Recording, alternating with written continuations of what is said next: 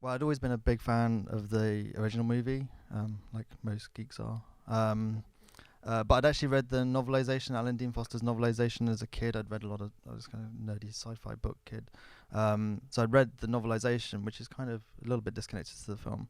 And I was thinking about it actually on the way up. At the same time, I think I'd been given a CD player, which was pretty high tech, but I only had one CD, and it had a kind of John Williams score. And one of the things was it had an Alien track on it. So I think I seem to remember putting that on repeat and then watching and reading the book at the same time for this kind of.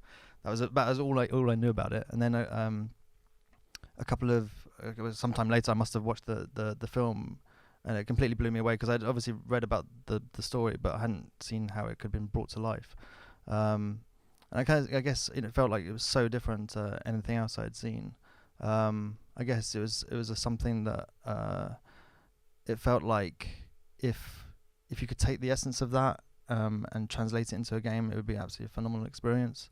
Where just one alien could be absolutely terrifying and scary, and really kind of tap into some of the kind of key characteristics of the film. I think that, and also at the same time, knowing that video games based in the franchise previously had really focused on the James Cameron experience, and that's totally cool. That's a much easier mapping to kind of, I guess, standard gaming. You do a lot of shooting. Yeah, doing a lot of shooting, and it just felt like there had to be. This is a fantastic universe with this amazing horror creature. There had to be something you could do with it other than just pull a trigger. And I really loved the idea of this kind of ultimate game of cat and mouse. And could we actually distill that down into a game? So what was the alien that is sort of hunting you through the game is a kind of like a live character, isn't it? Yeah, I think we realised really early on. So we had all the things that we kind of wanted to do, recreate the wonderful look and feel of that original movie, and the atmosphere and the sound. But early on we realised if we scripted the creature, or kind of choreographed it, that would be okay, but you'd kind of start to predict what was going to happen next, and then actually once that happened, then a lot of the tension would disappear and it kind of evaporate. And so we realised that actually this thing's going to have to run under its own senses. The thing that we're trying to tap into is kind of the fear of the unknown, about not really being sure of what your next move is, and that seemed like the most powerful kind of aspect of this is really kind of tapping into that kind of instinctive horror of feeling underpowered and underprepared to face what's being thrown at you. And so the alien you saw there is running under its own senses. It's just using its sense of hearing and sight to try and track you down. It's kind of responding to the world around it and the other elements in the world. We have some other humans and some pretty cool androids, and it responds to those kind of inputs, and so that makes the game very unpredictable. And I think that's kind of, for me, the magic of the game is that no two playthroughs are different. No two playthroughs. The other way around. No two playthroughs are the same, and so everyone has a kind of slightly different story to tell as to how they survived, and that seemed to tap into the film as well. That sense of not knowing what's going to happen moment to moment. I always wanted to ask a few questions about the alien, and how you kind of made it feel such a sort of a natural opponent. Like most games, they're like what you're up against isn't awfully bright. And is generally there to be kind of pop its head up and get shot. And how did you make the alien kind of rise above that? Yeah, I think maybe if we understood the challenge right from the outset, we might have. I don't know.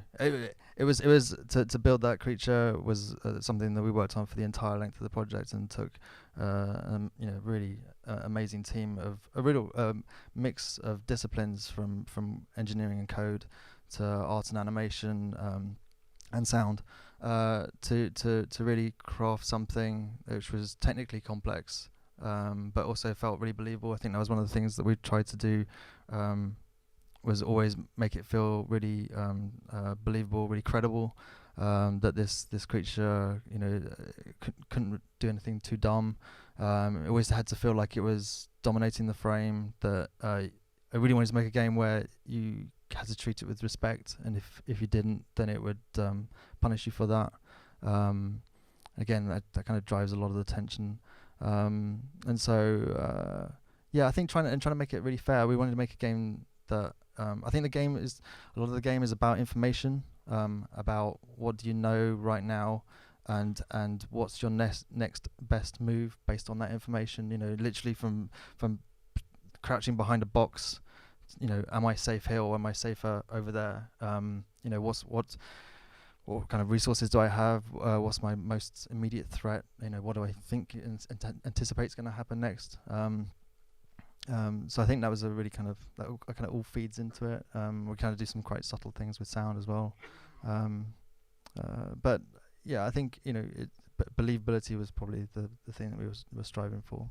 One of the things that I spent a lot of the first few hours of the game hiding in a cupboard.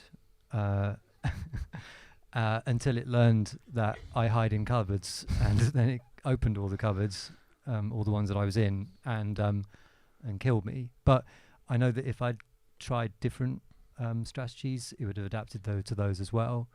Was that something that arose from an original plan, or was that something that kind of organically grew? That kind of building such a dynamic sort of learning creature? Well, I think again we kind of started from the premise of wanting this really ultimate predator that did feel like it was hunting you, and so at the same time we wanted to make a game that felt really instinctive and intuitive to the player. So we try not to put too many barriers in your way. One of the things you can do is hide under a table, and by the way you interact with the table isn't to go up to the table and press a button. You just kind of naturally slide underneath it. The player just goes under the table, and so it's this kind of for the player this kind of shortcut of interaction. And so allowing the alien to just use its senses actually really opened up and expanded the kind of the possibilities of what might happen. I think as developers and designers, we created the play space. And we knew where you were going to start and we knew where you were going to end, hopefully, if you survived. But what happened in between was down to the player's actions and the alien's reactions, and then the player's reactions to the alien, and so forth. And so and just allowing ourselves the opportunity to step back and just let the player have their own journey. I mean, a lot of obviously the Alien and a lot of kind of film horror is linear. It's everything's planned out, and tension is ratcheted up really kind of carefully and kind of released really kind of carefully. In this game, you have to rely entirely on systems because you said like every player's playthrough is different. I mean, you're going through the story in a kind of linear sense, like things happen in an order, but like in between, like in those sections, it's pretty much kind of open. Did you feel that like directing the horror experience? Did you feel that how did you control that for a player? So like I said, we kind of built the framework or the structure, and we'd have key moments that we wanted everyone to experience. These kind of beats, I suppose, narrative or otherwise. But just allowing what happened in between to take its course. And I think that seemed more powerful than us choreographing it, because two friends might play the same section and have completely different experiences. I mean, completely different. One. And I think those kind of emergent stories are the kind of what I think we were going for. Everyone would have this different story. And it was really interesting when we first took this approach. We let people play it, and we had this really interesting feedback that we gave them this really simple challenge of kind of effectively trying to cross a room. Start here, exit here, but then the alien would appear, and people would say afterwards that they felt really scared and anxious when the alien appeared, because they could see the threat that was right there. It was right up and close to them. But they said because the alien, if it couldn't detect you, it would disappear back into the vents. You could hear it running around. They would also say, well, but actually I felt just as scared when he wasn't on screen, because I didn't know what to do next, because it could have been around the corner, it could have dropped back down. And so that was a really interesting learning for us, that we were pretty sure that the alien shouldn't be on screen the entire time, and that kind of just verified it, that there was power in its presence in a variety of forms. I mean, is there a sort of some sort of algorithm that kind of decides that sort of, like an optimum amount of time that the alien is near you? I mean, are you managing it like that, or is it? Yeah, I think it has it's yeah. So there's like I said, it's a very, very complex system. But I guess at a high level, it will appear and it will search for you in a certain location. If it doesn't receive any input that you're there, that you're making a sound, or it can see you, then it will exit that space and appear somewhere else. Actually traveling through the world, again, to keep it really fair. So it just keeps searching in different locations until it receives a sense that you're somewhere nearby. I really like, if you've played it, the sound of it going around the vents is just horrible. And sound sound across the game is, I mean, from the trailer, you'd have that kind of meaty, sort of bassy sort of sound that you've kind of used there is really important to the whole thing, and experience that through the aliens' actions and everything else. I mean, can you tell me about the sound design? Well, I think, I imagine maybe most people have seen Alien, maybe. I think sounds are a huge part of the fabric of the experience, that it feels really tangible and tactile. It's very mechanical, it's very physical, it's a very kind of push-button world, and that was something that we absolutely wanted to try and replicate, that again, kind of feeding into the believability that this place felt really like you had a presence there. And so, everything from footsteps to things making sounds was a really important factor for us. And so we had once we made the decision that the alien was going to be systemic, that it could kind of do anything at any time, then the rest of the game had to be able to support that. So all the other systems in the world, not least audio, had to be able to accommodate that. So that's everything from the score to the sound effects, and the environment has to be able to effectively remix itself in real time, depending on a whole bunch of parameters, based on the kind of the player's experience. What's the player just experienced? What's the current situation? What does the alien think it knows about the world around it? And so you have this really super dynamic and constantly evolving sound mix, but all trying to stay true to the spirit of the original. So you got some source material from 20th Century Fox to do this. How did you work with them, and what did they give you? 20th Century Fox were enormously supportive, and despite Alien being 35 years old and obviously way before digital archiving, there's still a large amount of production material, and so I think when we first approached the project, we were thinking, well, we know Alien, like we're super fans of Alien, we know everything, and I think we kind of thought, well, we're okay. And then it was when they Fox sent us this enormous, I think it's 3 terabyte drive or 2 terabyte drive of production archive material, that we really high resolution archive material, that we kind of then was able to look at the movie and the sets in a kind of whole new light, and I think the first phase of development was of deconstruction, because although we're hugely inspired by the first film, we didn't want to make Alien the game. We wanted to tell a new story and be in a new space, but kind of stay true in spirit to that original. And so I think one of the interesting things was, I was really, because I think sound is such an important part of the experience, that I kind of nagged Fox for original sound source material. And again, because it's a very long time ago, there's not a huge amount there, but they did find a 8-track reel with, I think it said Alien M+E written on the box, and they said, do you want it? Well, yes, of course I want it. But they said, well, of course it's very old, and it might be nothing on it. And they transferred it, and it was absolutely wonderful. It's actually material that I don't think I would have ever requested. But it's the original source sound recording of, if you're familiar with the film, that I think in the titles and then on the alien planet, there's kind of some low moaning sounds, and this was the original sound recordings of this stuff. It was the music, it's the effects for music. So it was the effects that were going to play under the score.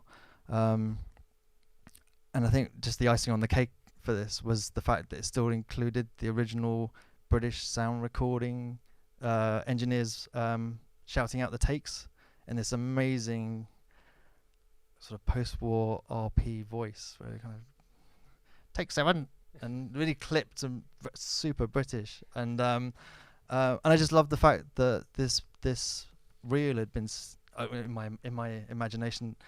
And I don't think it's too far off because I've visited the Fox archive under the film set in LA. But I love the idea that this reel had been sitting in a cardboard box in the dark for 35 years, and we'd given it the opportunity to be put into the game and being put in front of an audience that would really appreciate it again and kind of give it a second life, and that felt really good. You mentioned going to Fox's archive, which is under their set. What does that? So that's just geek nirvana. That's so the Fox archive is, I think, 3 floors below the Fox lot in Century City in LA, and it's a little bit like going to the end of Raiders of the Lost Ark, and it's just everywhere. It's just from props to production design, and these huge shelves that you can move around, and they're fantastic in bringing out the original production drawings and set designs, and it's a very special place. I just wanted to take a moment to talk about the visuals for the game, which have that same property as the sound. I have heard it described as going for a 1970s view of the future, which sings to me, really, being that age. Well, I think the film as a whole is this amazing snapshot of its time. It feels like Ridley Scott taking Stanley Kubrick's kind of popular culture view of what the future will look like, and then passing it through this kind of slightly jaded 70s lens, where actually, if you look at 2001, it's very shiny and it's very designer and stylized, and it's kind of a very optimistic view of the future. It's very, very clean. And then in Alien, the future is very grounded and everyday and mundane, and it's a bit crappy. And you kind of get a sense that actually the future is just like today. It's just more, there's more advancement, but it's not this utopia. But it's this really 70s view of the future with the kind of CRT monitors and it's a world away from the kind of touch screens that we're familiar with, and it's a world away. I think the exciting thing for us is that it's a world away from science fiction in cinema and in games is usually that kind of quite optimistic view where and the fantastical, whereas I think it's very dumbed down. The technology is kind of underplayed and stripped out of Alien, and that was absolutely something we wanted to go for in the game, that kind of stayed true to that spirit of the world is a very practical world, and kind of tapping into that the everything from the kind of the Ron Cobb set design to the palettes, and just the look and feel. I mean, we had some really amazing. The guys created some amazing technology which allowed us to effectively take the color palette of a frame from the film and then apply it to the game. kind of color as a color correction, and we had film grain as well to just kind of try and soften up the edges and give it a kind of texture. And really, it was kind of quite startling. You'd walk around the studio and you wouldn't be sure if you were looking at the film or the game. It was really, really impressive.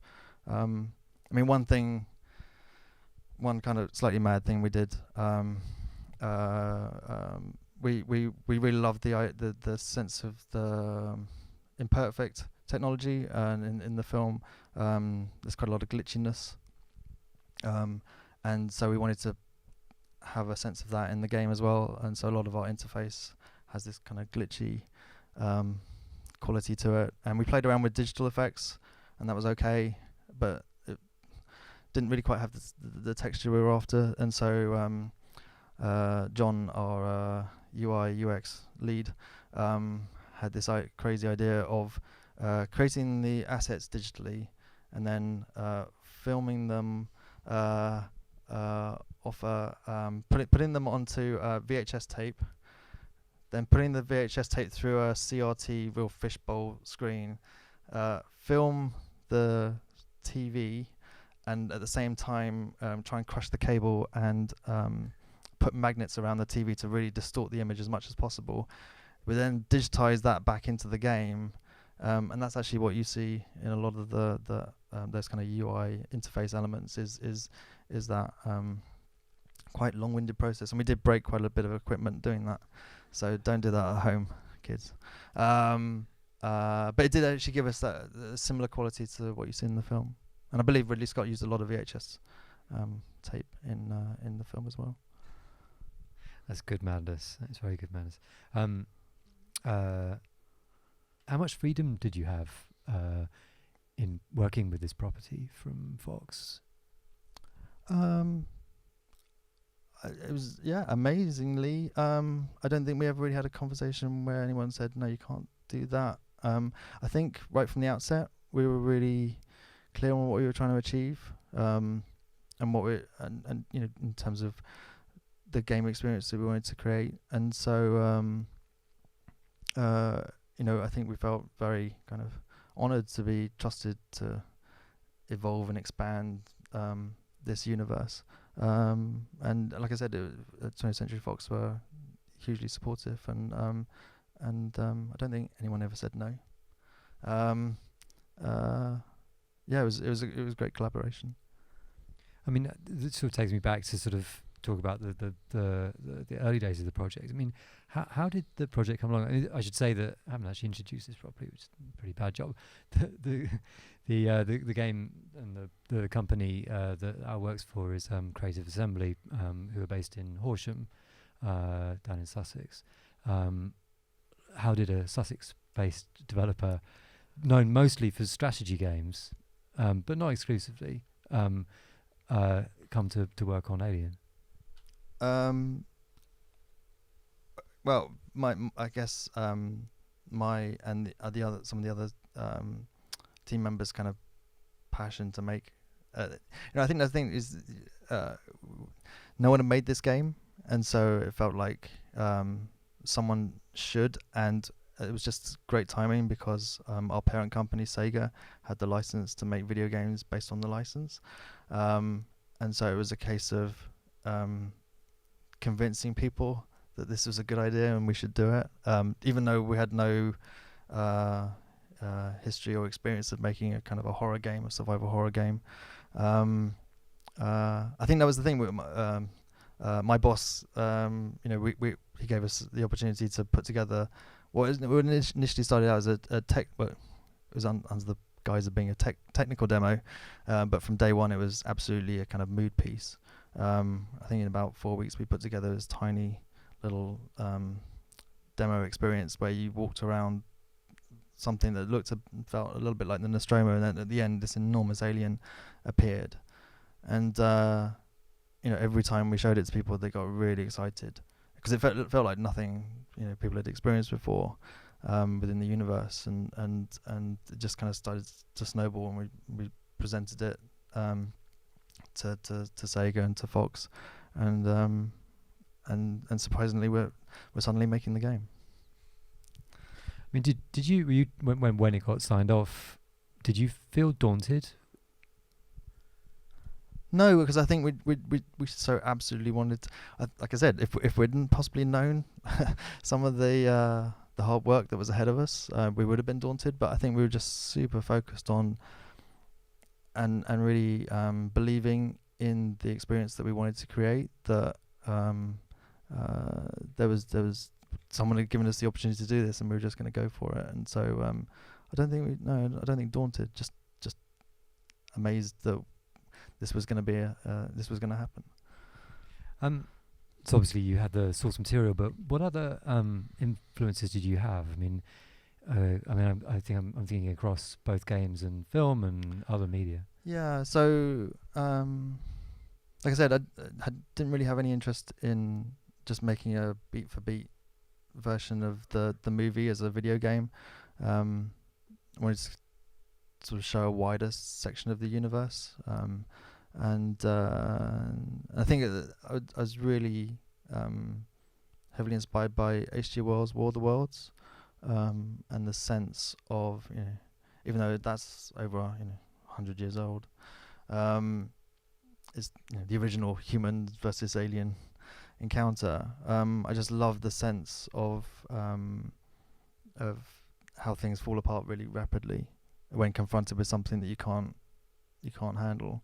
And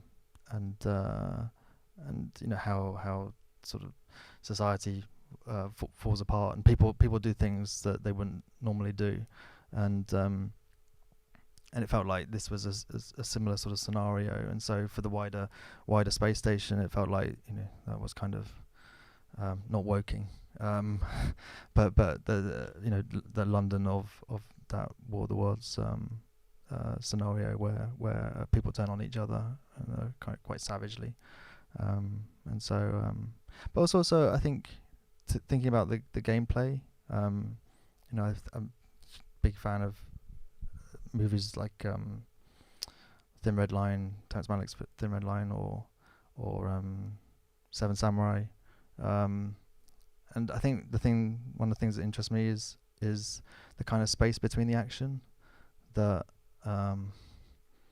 That's where the player gets a chance to reflect, and I think it's films like that also kind of possibly fed into this experience where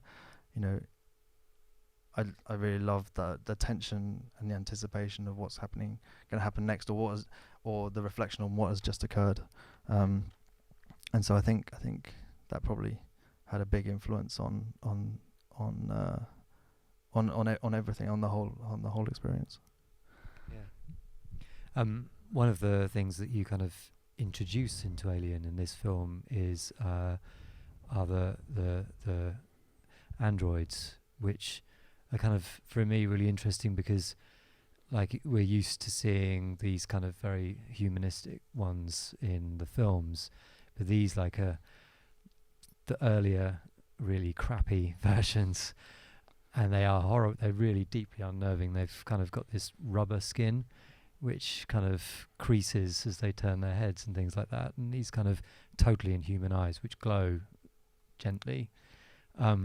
So, I mean, that's something that you kind of put into Alien, the Alien universe, isn't it? How did you go about kind of creating them as characters? So I think, again, there were some things we were trying to avoid. So if you're familiar with the universe, then Weyland-Yutani is this kind of corporation which owns everything, and I kind of wanted to get away from that, and kind of ask the kind of question about what else is out there, and also just I really didn't want to play the game of which we have a cast of characters, which one's the android, and it was actually really because you kind of think about it, it was when we I think we released some shots of some of the characters in the game, and just seeing the comments, which was, I think, at every character, someone said, no, that's the android, and so we tried to kind of avoid that plot twist by saying, actually, there's this alternative corporation, which is the Seegson Corporation, and their approach is to make these characters who are overtly androids. They are not the ones that you pass off as human, and it seemed like that fitted into the wider context of the world and things being less effective and efficient, and the fact that a corporation would try and use its lack of technology as a positive. You know, the fact that you always know a working Joe. You know, you always know that this character standing in front of you isn't trying to pass themselves off as a human. And yeah, I mean they're fun. I mean they're super relentless and they're kind of nobody's friend. And I think we wanted that triangle between the alien, other survivors, and the android. So you have this really nice emergent mix when they all came together. How many people made Alien Isolation during the process? Yeah, like I said, we started out as a really small team, but we grew to probably around 100 at our maximum, and that was, you know, I think a lot of projects use a lot of, you know, they chunk up the projects and use other companies, but it was actually all done in house.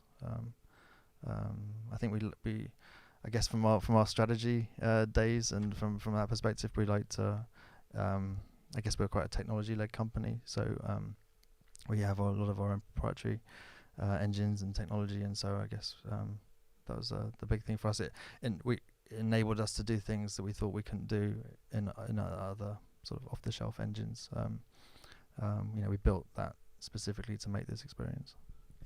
That's pretty small for a modern video game of this kind of caliber. Like a AAA would be the kind of the jargon term for it, but it's I think that's team. Yeah, I think that's kind of we're now actually quite a big studio, but there's quite a few projects within that.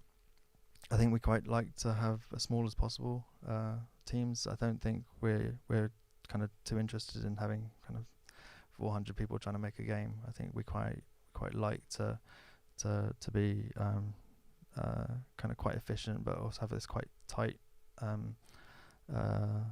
team, which, you know, can really communicate effectively, and you're not lost in a sea of people. I mean, I think that's, you know, a really important point. You know, I didn't make the game; the team made the game, and I heavily rely on. You know, I think in our industry, in video games, it's too easy to sort of label people as, I don't know, you're a programmer, you're an artist, you know. But I like to think of everyone on our team as kind of game designers, that they all can contribute to the creative process. And I think that's, you know, I like to try and hire people that are better than me. You know, I think that's the most exciting thing is having people bouncing ideas off each other and coming up with something better than you could have possibly imagined. One of the things that sort of strikes me as being different about games compared to film is that a director can make a scene or shoot a scene and kind of get a pretty good appreciation of how that scene works, you know, from a really early stage, you know, directly afterwards pretty much. Whereas games are such a product of so many different things, you know. In any one bit of Alien Isolation, you've got sound and you've got image, you've got the AI of the alien.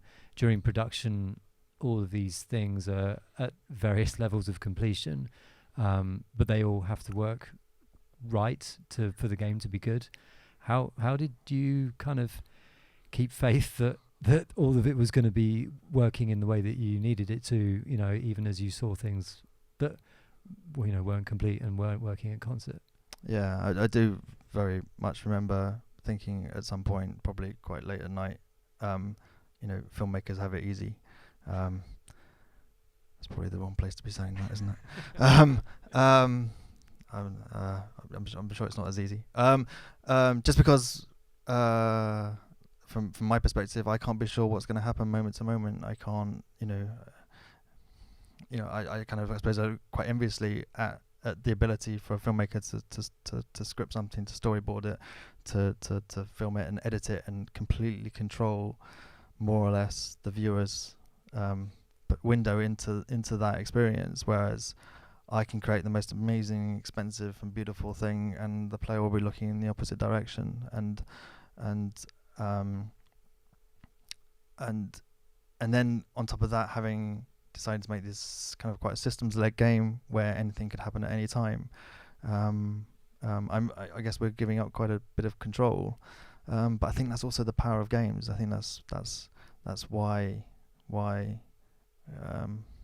want to make games, because I think those kind of emergent events and those stories and experiences, I guess, are one of the things that we can do that no other medium can do. But to go back to your point about keeping the faith, I think Isolation was, it was the game we wanted to make, but I think it was, because of its innovation, also quite risky and challenging. It was really hard for us to simply say, oh, it's like game X with a bit of game Y. It was really very few kind of guiding lights where you could go, look, it's going to be cool, it's going to be all right, don't worry, don't panic, it's just like this. And so some of our early prototyping did lead to a lot of anxiety and soul searching, like you said, because things were working as we planned, they were working as designed, but the experience felt quite flat, and that's not a good place to be. And so we decided to take a step back, and we didn't look at the game for a couple of days, and instead we kind of cobbled together everything that we thought we needed to make that experience.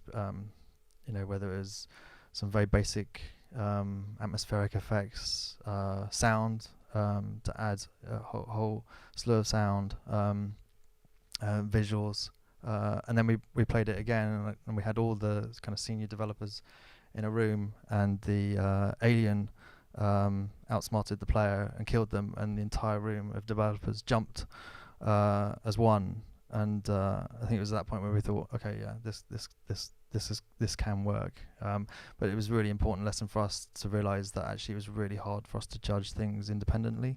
That we needed all the elements to be working together, supporting each other, to create that kind of whole experience. And so I think from that point on, we never really looked at anything too closely without measuring it against it as a whole. What's it like watching people play the game? Well, like I said, it was, we're making this game. It's the game we want to make, which is very lovely. But does anybody else want it?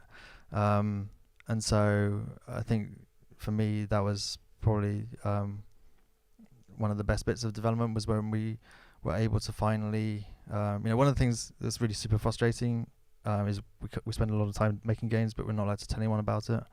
And then when we finally a game like this, it was really hard to judge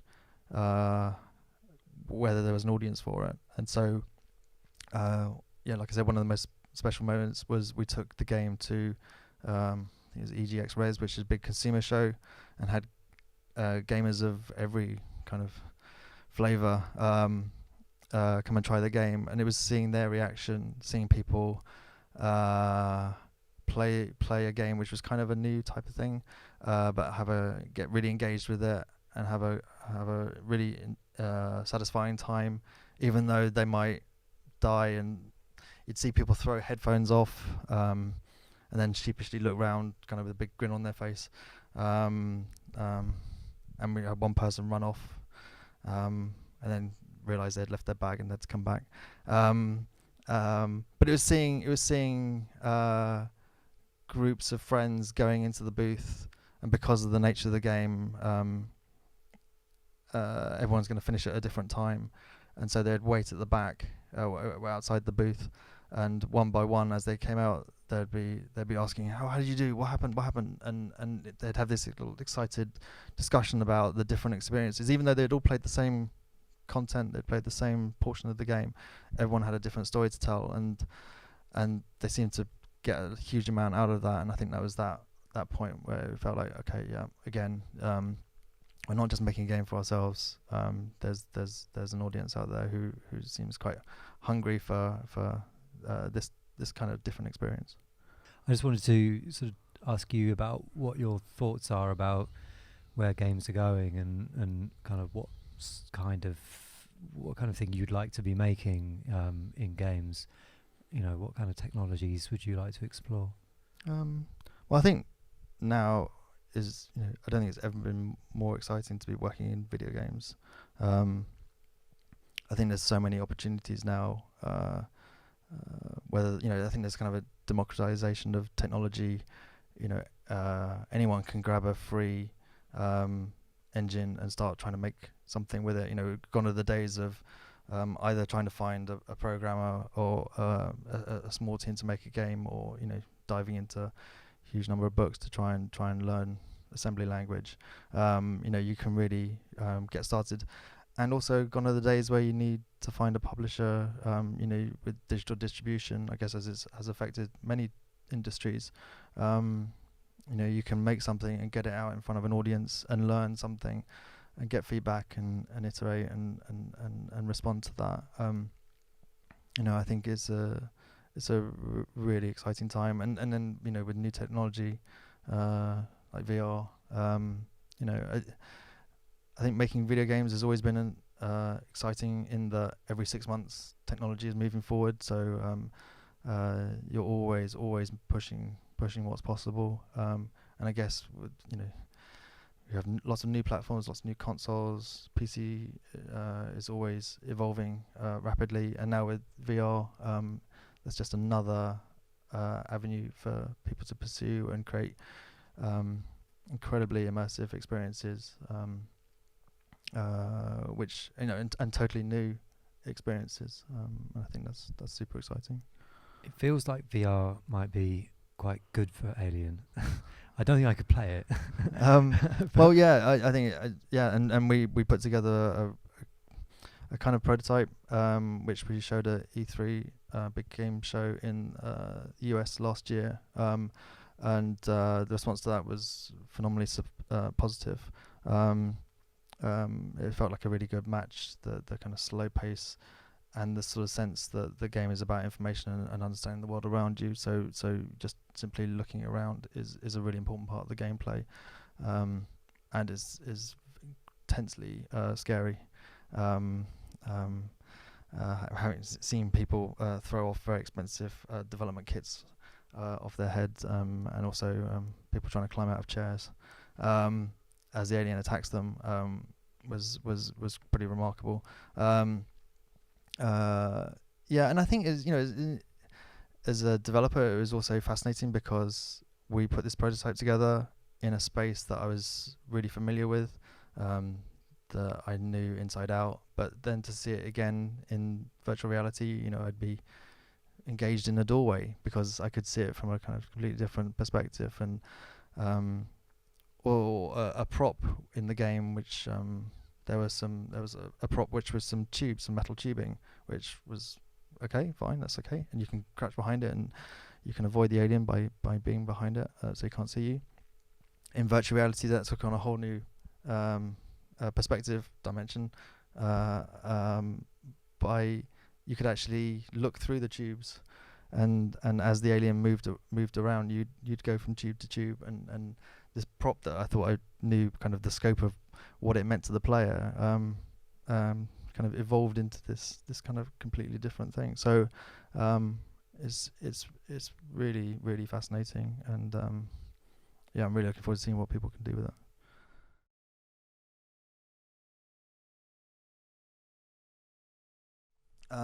So it's, I guess, kind of similar to film. You go through quite a lengthy, well, no, maybe not too lengthy. There's a concept stage.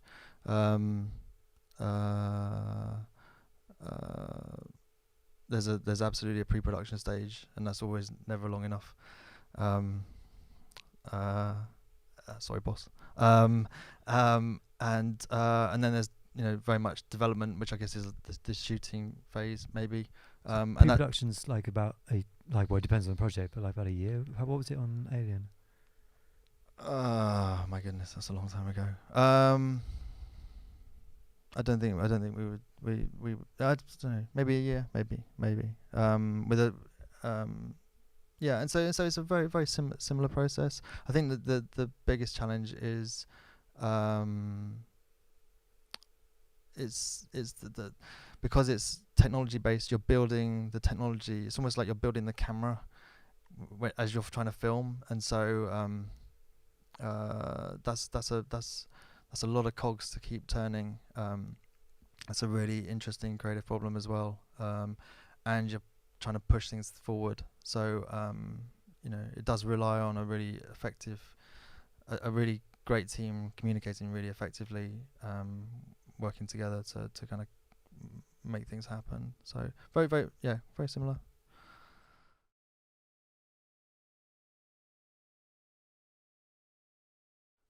I don't know if we necessarily changed perception. I think it attracted a lot of attention because I think there's an audience out there who remembered the original movie, and I think the fact that we seem to be tapping into a lot of what they their expectations of what that experience might be like. I think that was great. I mean, if the reception we had for the game was absolutely amazing, and I think the fact that it was recognised as doing something different within gaming was really important to us. The fact that it also was based in a film franchise, in a film universe, was great, because I think games based on movies in the past have had a very checkered past, and I think we were in a very fortunate position that we weren't making a game based on a movie that was coming out simultaneously. We had the best of both worlds. We had something that was super familiar, and we weren't tied to that constraint. For a film inspired game to be multiple game of the years within, we were up against some amazing competition, I think is just really satisfying, because I think it's a testament to the work that the team did, the strength of the franchise, and so yeah, I think we're trying to do something different, and I think it was great to see people kind of recognize that.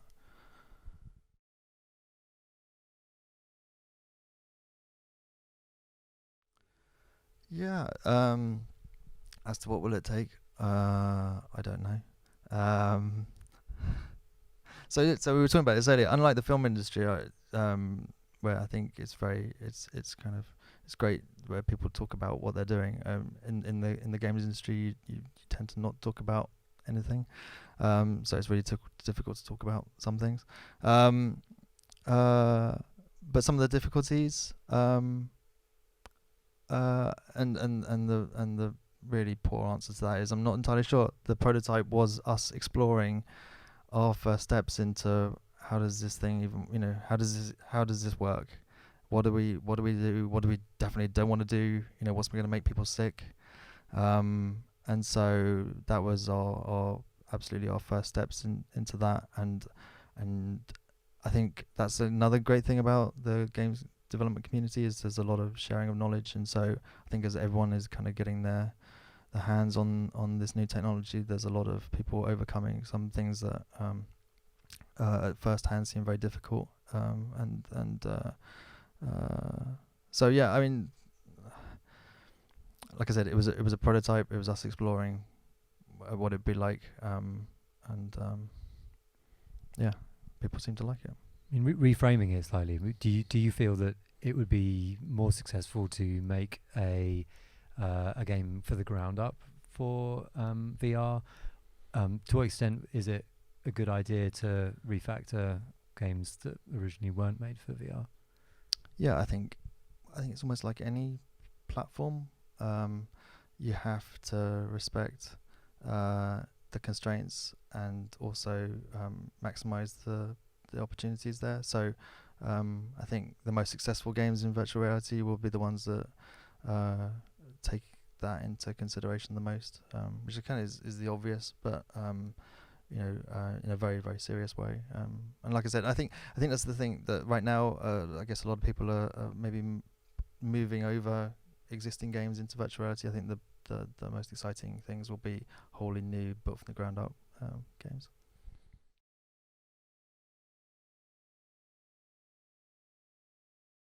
Yeah, so making games is, I guess, always about working within the constraints, and like I said, those constraints sometimes shifting, and so the narrative for the game, there were some things that we knew we wanted to do, some things we knew we definitely didn't want to do. You know, we work closely with 20th Century Fox, who obviously are the owner. You know, but it was amazing because, to digress a tiny for a second, you know, we had this character in Amanda Ripley who existed in the universe, but who had only really appeared in a director's cut, and it felt like, wow, there's this character whose story's not been told, and you know, and I think at the same moment that you had that kind of light bulb event, you kind of think, well, but it's Ellen Ripley's daughter, they're never going to let us touch her, you know, use her, and but they thought it was an amazing idea, and so that was fantastic, and that was a real springboard for us that we'd be able to use this really connected character, which was important to us, that we wanted to create something that felt really connected to that first film.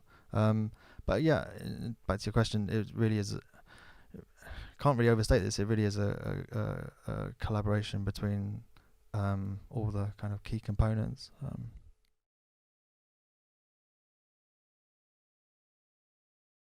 So one of the horrible ironies of making games is quite often you don't get to play games other than the one you're working on. So I have a lot of catching up to do. But a game that I've recently been playing and that I absolutely adore is Incore's 80 Days, which is a kind of retelling of Jules Verne, Around the World in 80 Days, which I think is absolutely fantastic. It's a kind of reimagining of it, and everyone should play it.